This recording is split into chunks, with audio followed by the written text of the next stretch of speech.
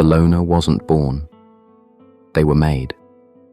Not by temperament, not by preference, but by rooms that were quiet for the wrong reasons, and by love that showed up late, fractured, or only when convenient. People look at a loner and see mystery, independence, calm. But they rarely see the truth, the years of unspoken emotions, the instincts learned too early, the quiet exits practiced long before childhood ever ended. They don't see the moments when honesty felt dangerous, when softness got punished, when silence became the safest language a child could speak.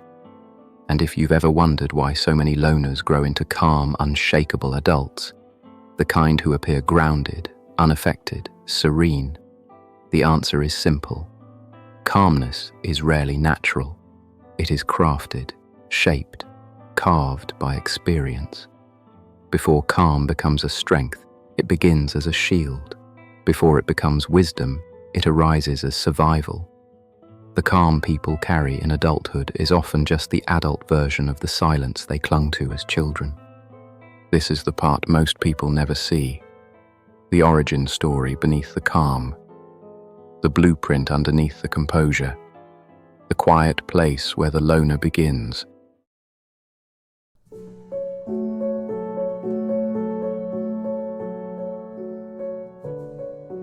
The loner wasn't born. They were shaped in homes where affection arrived in unpredictable waves, where moods changed like weather, where the safest thing a child could do was make themselves small. They didn't choose distance. They drifted into it the way a wound pulls back before it's touched. To outsiders, it looks like detachment. But to the one living in that quiet, it's something far more human. It's safety. It's breath. It's a place where the noise finally stops. Before solitude ever felt like a choice, it was protection, a fragile kind built from swallowed words, quiet withdrawals, and a constant effort to stay unnoticed. Even now, when their calm looks effortless, it's not ease they're carrying. It's memory. It's muscle. It's the nervous system remembering the oldest rule it ever learned. Stay still, stay small, stay safe. And that leads to the question most people never ask. How does a child learn that stillness is safer than love? How does someone so young come to believe that closeness is risk and distance is comfort? Every loner has a beginning, a series of subtle moments, not dramatic enough to be called trauma, but deep enough to become truth. Moments that teach a child to become fluent in silence, fluent in self-erasure, fluent in the art of surviving without being seen. This story begins in those moments, in homes that look normal from the outside, in families where laughter was saved for guests, not each other, in hallways where tension spoke louder than any words, in childhoods where a child learned to read moods before they learned to read books. That is where the blueprint is made. That is where solitude begins, not as a preference, but as protection. And once you understand that beginning, everything that follows finally makes sense.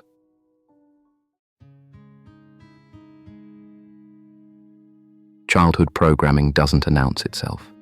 It doesn't enter the room loudly or break anything dramatic.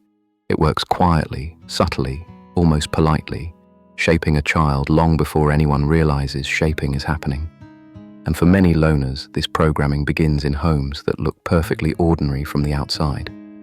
The lights are warm, the family smiles for photos, the conversations sound normal enough. But beneath the surface, the emotional atmosphere teaches a very different language. This is where a loner's blueprint deepens. A child learns early that love has moods, that affection can vanish without warning. That peace in the house doesn't come from being expressive, it comes from being invisible. They begin scanning the emotional temperature of every room they walk into, noticing shifts others never pick up on. A sigh, a raised eyebrow, a change in footsteps. They learn the weather patterns of the people around them, not because they want to, but because they have to. This is how emotional neglect really works. It doesn't break objects, it breaks signals. It teaches you that your feelings are interruptions. It teaches you that your needs take up too much space. It teaches you that speaking only makes things worse. So the child adapts. They begin self-regulating before they even know what regulation is. They praise themselves for staying quiet, for not crying, for not asking for more. Adults call them mature for their age, unaware that this maturity is really self-erasure dressed up as discipline. The child isn't strong, they're scared. They're learning to survive by shrinking. Then comes the scapegoating, sometimes intentional, sometimes accidental, but always damaging. The broken dish, their fault. The bad mood, somehow connected to them. The tension in the room, they internalize that too. They learn to apologize before they even understand guilt. They say sorry the way other kids say hi. They become responsible for emotions that were never theirs. And when they're not being blamed, they're being burdened. The fixer, the caretaker, the child who grows up inside roles far too heavy for their small hands. They learn to anticipate needs before they're spoken, to soothe moods before they explode, to solve problems they didn't create. People call them wise. But what they're really seeing is a child who learned to ignore themselves. Control follows next, often disguised as concern. Where are you going? Who are you with? Let me check your phone. The child mistakes surveillance for closeness. They grow up thinking that love is supposed to feel like being monitored, managed, or mistrusted. So when freedom finally comes later in life, they guard it like oxygen, terrified to lose it, terrified to let anyone close enough to take it. And all of these moments, subtle, repetitive, seemingly harmless, build toward one quiet conclusion. Being seen is unsafe. So the child becomes an expert at hiding in plain sight. They blend, they nod, they adapt. They become socially acceptable but emotionally unreachable. Everyone around them thinks they're shy or introverted or just a quiet kid. But they're not quiet. They're calculating. They're learning the geometry of avoidance. They're learning the art of existing without disturbing the air around them. This is how the programming begins, not with obvious trauma, but with tiny, consistent lessons that teach a child one core belief. Connection costs too much. Distance keeps you safe. So they begin collecting solitude the way others collect praise, quietly, carefully, almost religiously. By the time they reach adulthood, no one remembers the child they had to become. They only see the calm, the independence, the self-sufficiency. They see the adult, but never the blueprint underneath them. And that blueprint follows them everywhere, into their friendships, their relationships, their decisions, their silence. The loner's patterns don't dissolve when they move out. They echo. And those echoes shape everything that comes next. By the time a loner reaches adulthood, the world mistakes their survival patterns for personality. What began as childhood programming matures into something society praises. People call them strong, disciplined, independent, low maintenance. But underneath that polished exterior is a lifetime of learning that relying on others is dangerous, that being visible invites risk, and that silence is the closest thing they have to peace. Adults applaud their calmness because they don't understand its origins. They see stability where there was once fear. They see independence where there was once invisibility. They see competence where there was once emotional over-responsibility. The loner has learned to perform calm so flawlessly that no one questions the quiet underneath. They plan everything, not because they love control, but because unpredictability once meant pain. They know every exit in every room, not because they're paranoid, but because they've spent their whole lives preparing for emotional weather changes no one else even notices. And when conversations inch too close to their truth, they feel the old instinct rise, recalibrate, redirect, retreat. To most people, it looks like composure, but to the loner, it's an old defense system still running in the background. They answer messages in delayed intervals, maintaining connection without risking proximity. They rarely ask for help, not because they don't need it, but because needing has always felt like exposure. They don't burden others with their feelings, not because they don't have them, but because having needs never worked out well before. This is what hyper-independence really is, a child's survival strategy living inside an adult's life. And when the loner finally lets someone in, carefully, cautiously, in small, measured doses, something inside them starts counting down. Not consciously, but instinctively. How long until the other person changes? How long until warmth turns sharp? How long until this ends like everything else once did? They ration their vulnerability like scarce currency.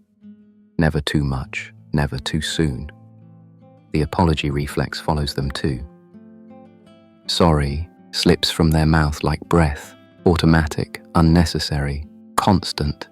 They apologize for existing, for expressing, for needing, for being human. They learned long ago that preemptive guilt sometimes softens the blow, but sometimes the pendulum swings. Instead of over-apologizing, they stop apologizing altogether. They become firm, distant, unyielding, not out of ego, but out of protection.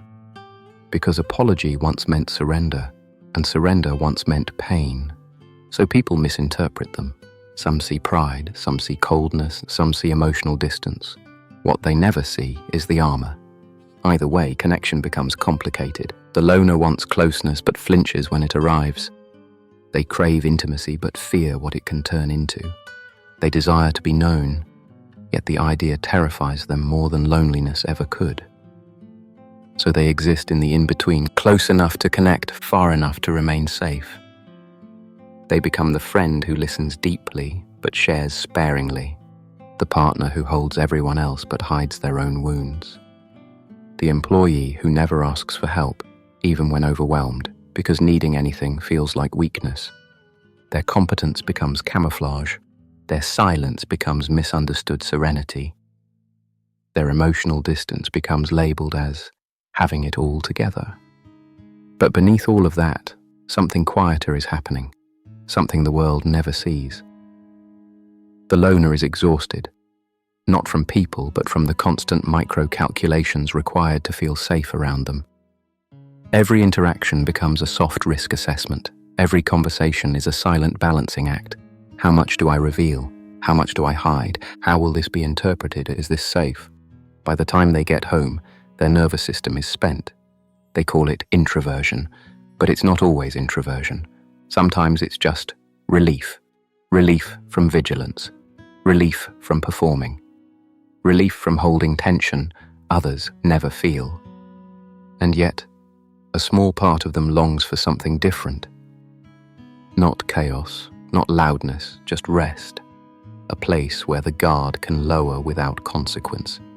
A person who doesn't confuse their quiet with emptiness. A connection that doesn't feel like exposure. Sometimes that longing catches them off guard, triggered by a moment of kindness, a song, a memory, or a glance that feels like recognition. And in those moments, they remember the child they once were, the one who didn't start out detached, the one who wanted softness before softness ever became dangerous. This is the paradox of healing. The mind knows they're no longer in danger, but the body keeps its score. They live in a future shaped by an old map. But the truth, the quiet truth buried beneath all the strategies and all the silence, is this. These adult patterns aren't flaws. They're adaptations, evidence of endurance, proof of a childhood survived. And eventually, those patterns begin to strain under the weight of a life that wants to grow beyond survival. That's when the awakening begins. Awakening doesn't begin with light. It begins with noticing, a subtle, almost uncomfortable awareness that the silence which once felt protective has started to feel too heavy, too tight, too small. For loners, this moment arrives quietly, not as an epiphany, not as a dramatic collapse, but as a soft internal whisper. I can't keep living like this. At first, the shift is disorienting.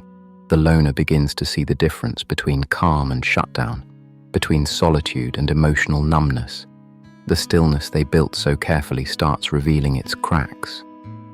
They catch themselves retreating from moments that aren't actually dangerous. They notice how often their voice says, "I'm fine," while their body says the opposite. They become aware of the reflexes they thought were personality traits. The deflecting, the disappearing, the refusal to need anything. This awareness stings, not because it's wrong, but because it's true. Awakening rarely announces itself with clarity. It arrives as discomfort. The loner begins seeing the habits they built in childhood showing up everywhere, in their relationships, their reactions, their silences. They watch themselves brace for impact in situations that don't require armor. They feel their breath hesitate in conversations that are safe. They catch the moment they change the subject every time someone asks something real. Nothing dramatic happens. And yet everything does. Awakening feels like standing in a familiar room and realizing, for the first time, that the walls were never meant to be permanent. The calm they wear so convincingly starts to feel less like peace and more like a freeze response. The solitude they depend on begins to feel more like a habit than a home. And that realization, quiet as it is, changes something fundamental. They stop trying to outrun the truths they avoided. They stop distracting themselves from the emotions they never let surface. They stop pretending the old strategies still work. Healing begins not with solutions, but with honesty, the kind that whispers, "You're not as fine as you pretend." It's the kind of honesty that hurts before it helps, illuminating all the ways the loner has been surviving on autopilot. The awakening is subtle, a slow dawn, not a lightning strike. But it's unmistakable. They start catching themselves mid-deflection. They hear the lie in their own, "I'm okay." They begin recognizing the moment they shut down, the exact second they disconnect to stay safe. And for the first time in their life, they don't judge it. They just notice it. And this noticing is everything. Awareness is the first breath after years of holding it. Slowly, the loner stops searching for worth in other people's approval. They no longer feel compelled to explain their quiet to those who only value noise.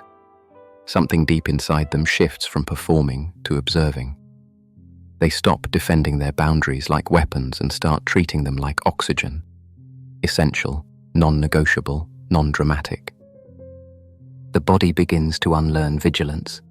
Shoulders soften in places that once made them tense. Breaths deepen in conversations that used to drain them. They begin allowing moments to unfold without bracing for impact. And the world doesn't collapse. No one storms out. Nothing shatters. This is the moment the loner realizes. Safety wasn't the absence of danger. Safety was the absence of self-betrayal. They begin taking small risks, the kind that look insignificant from the outside but feel monumental inside. Saying no without apologizing. Saying yes without fear. Telling the truth without cushioning it to protect someone else's comfort. Letting someone see a crack in the armor without scrambling to hide it. Each act feels like standing too close to a flame, but nothing burns, nothing breaks. They begin to understand that trust isn't built through guarantees. It's built through presence, through showing up even when their pulse trembles, through staying emotionally present when their instinct says to vanish, through letting themselves be witnessed, not performed. And something quietly beautiful happens in that in-between space, the space where fear and courage finally meet. Solitude begins to change shape. It stops being a bunker. It becomes a home, not a place to hide, but a place to return to. One day, without planning it, the loner will notice something astonishing. They're listening in a conversation without scanning for danger. They're breathing at a normal rhythm. They're laughing without rehearsing. They're here, actually here, instead of hovering outside themselves. That moment is the heart of awakening. Not the loudness of transformation, but the quiet return of presence. Awakening doesn't eliminate the loner within. It transforms them. They stop mistaking stillness for safety. They stop using boundaries as barricades. They stop holding themselves at a distance from a life that is finally ready to reach back. And from that realization forward, something begins to heal, not suddenly, but steadily. The loner begins meeting the world not as a hidden survivor, but as someone slowly learning to be alive again. Reclamation doesn't arrive loudly. It doesn't come with confidence or certainty or a dramatic sense of rebirth. It comes quietly, the way morning light slips through a half-closed curtain, unannounced, gentle, unmistakable. It begins with small realizations, subtle shifts in the way a loner moves through the world, tiny changes that feel insignificant at first, but later reveal themselves as the start of everything. The first sign is often the simplest one. They catch their own reflection and don't flinch. For a moment, they aren't scanning for flaws or signs of exhaustion or hints of emotional weather they need to hide. They're just looking, and the person staring back doesn't feel like a stranger anymore. This is where reclamation begins, not with confidence, but with recognition. Life starts to feel different in quiet, almost secret ways. The loner walks through the same streets, sits in the same rooms, follows the same routines, but something in the atmosphere has shifted. The world doesn't feel like a threat anymore, not because the world changed, but because they did. They sit alone in cafes not to disappear, but to exist. They move slower, not from fear, but from intention. They seek solitude not as a shield, but as a space to think, breathe, and return to themselves. Solitude stops feeling like armor. It starts feeling like agency. For the first time, the loner begins noticing all the things that once controlled their inner world. The need to be understood, the reflex to apologize, the compulsion to explain their distance. These impulses used to feel automatic. Now they start feeling unnecessary, heavy, outdated. Reclamation is realizing that peace isn't passive, it's chosen. It's protected, it's built. The loner begins to understand something profound. They are allowed to exist without explaining themselves. This realization changes everything. They stop calling their solitude isolation. They start calling it discernment. They stop giving access to people who drain them, confuse them, or treat their quiet like permission to take more. They become selective, not out of superiority, but out of self-respect. And as their circle shrinks, something unexpected happens. It sharpens. The loner begins to gravitate toward people who don't take their silence personally, who don't demand performance, who don't fear emotional depth. These are the rare ones, the people who feel like quiet instead of noise, who offer presence instead of pressure, who understand that listening is a form of devotion. Reclamation isn't a victory march. It's a soft return. A return to slow mornings that don't feel guilty. A return to rest that doesn't feel earned. A return to emotions that don't need to be minimized to be manageable. They start learning the difference between loneliness and peace. Loneliness aches. Peace breathes. For the first time, the loner can sit in stillness without translating it into danger. They can feel sadness without fearing collapse. They can decline invitations without the weight of guilt crushing them. Boundaries stop being rigid walls and start becoming the architecture of self-trust. People around them notice the shift. Some will call it distance. Some will interpret it as coldness. Some will feel exposed by the loner's steadiness because it highlights their own chaos. But the loner no longer shrinks to make others comfortable. They no longer edit themselves to be easier, softer, quieter than they already are. They stop apologizing for their peace. Reclamation teaches a truth many never learn. Not everyone deserves access. Not every relationship is meant to survive your healing. Not every person can meet the version of you who finally learned their worth. And yes, some days it's lonely, but it's an honest loneliness, one that nourishes instead of empties. A loneliness that feels spacious rather than suffocating. A loneliness that signals the presence of self instead of the absence of others. In that space, the loner begins rebuilding, not inventing a new identity, but returning to the one buried beneath years of survival, the version of themselves that never needed to perform, the version that could feel deeply without drowning, the version that was both quiet and whole. This is what reclamation truly is, not isolation, not defiance, alignment. It's the moment the loner stops running from themselves. The moment they stop searching for belonging in places that demanded their self-betrayal. The moment the child who once disappeared finally steps into the room again, not asking for permission this time. The loner reclaims their energy, their time, their voice, their boundaries, their presence, their softness. They reclaim themselves, gently, deliberately, undeniably, and once that begins, the story moves toward its final transformation. Resolution rarely arrives with thunder. It doesn't come with applause or declarations or a sudden sense of enlightenment. It comes in a quieter form, a stillness that feels whole rather than empty, a calm that doesn't need to be explained, a presence that doesn't need to be defended. The world continues spinning with its noise, its demands, its misunderstandings. But the loner no longer moves at the world's frantic pace. They walk slower now, more deliberately, not because they're tired, but because they finally stopped running from themselves. This is what resolution really is. The moment the loner realizes they no longer need to fight to feel safe.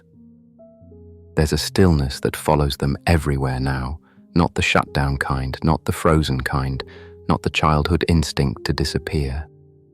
This stillness is different. It's spacious, grounded, internal. It doesn't isolate them from life. It anchors them within it. They no longer crave constant reassurance. They no longer negotiate their worth in other people's inconsistencies. They no longer chase approval as if it were oxygen. They breathe easier because nothing is choking their inner world anymore. When someone asks them, "Why do you like being alone?" they no longer scramble for explanations. They simply smile because the question reveals more about the asker's fear of silence than it does about the loner's relationship with it. They've learned something essential. Being alone isn't about isolation. It's about integrity, about staying loyal to the inner weather even when the outer world demands sunshine. And yes, the ghosts of old reflexes still appear sometimes. The urge to over-explain, the instinct to apologize, the temptation to shrink. But the loner recognizes these impulses for what they are, echoes, not instructions. They greet them gently, the way one acknowledges an old wound that no longer hurts but still remembers. They don't fight the reflex. They don't shame themselves for it. They simply say, "Thank you for protecting me when I didn't know how, but I don't need you anymore." That is what healing actually looks like, not erasing old versions of oneself, but outgrowing them with tenderness. One day the loner sits in a room filled with the same stillness that once terrified them, and they realize something remarkable. There is no waiting, no bracing, no fear of being seen, no fear of being left. The quiet is no longer a warning, it's home. That is peace, not the absence of storms, but the understanding that they no longer have the power to uproot you. The loner stops needing the world to soften for them. They become the softness. They become the anchor. They become the stability they spent their entire life searching for in others. They begin to understand. The loner was never broken. They were shaped, pressured, tempered, like metal in fire. They endured, they adapted, and now, finally, they evolve. This evolution is subtle, but unmistakable. People around them feel the shift, even if they can't explain it. Some will be drawn to their steadiness. Others will be intimidated by it. A few will project their own noise onto the loner's silence. But none of that changes the truth. The loner has reclaimed their inner authority. When they meet others who carry the same quiet depth, the same soft fire, the same emotional steadiness earned through endurance, they recognize them instantly. Not through words, but through presence. A shared nod between two people who learn to turn solitude into art. Because in the end, this journey was never about avoiding people. It was about returning to oneself without guilt, without apology, without shrinking. The loner stands now not as someone untouched by life, but as someone remade by it, calm, deliberate, unshakable in ways that don't need to be spoken. The world still asks, "Why are you so quiet?" But now, the answer carries an entirely different weight, because I finally learned to listen to myself. And in that listening, the loner becomes something unexpected. A place of peace that doesn't depend on who stays or who leaves. A presence that doesn't vanish when the world becomes loud. A home they can carry within themselves, always. That is the true resolution. Not the end of the loner, but the rebirth of someone who no longer fears their own silence.